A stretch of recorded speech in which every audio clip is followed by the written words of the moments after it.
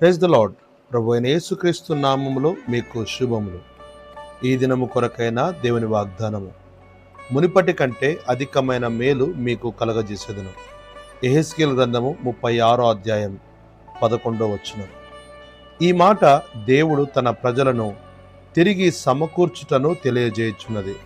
అనగా ఇశ్రాయేలు ప్రజలు పోగొట్టుకొనిన నిబంధనలు, ధర్మశాస్త్రము, యాజక ధర్మము, ఇవి అన్నీ తిరిగి వారికి అనుగ్రహించుటకు దేవుడు ఇష్టపడుచు ఉన్నాడు.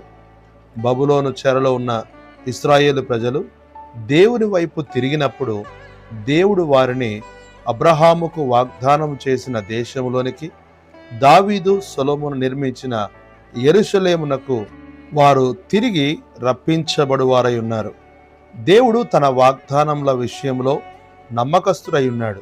వారి పాడైన స్థలములను బాగు చేసి ఏదేను వలె వాటిని చేయటం ద్వారా దేవుడు వారిని ఆత్మీయముగాను శారీరకంగాను బలపరచుచున్నాడు.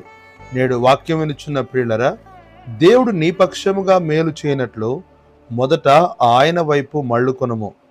దేవునితో సహవాసము కలిగి ఉండుము. ఆయన నీ కొరకు దాచి ఉంచిన మేలు ఎంతో గొప్పది.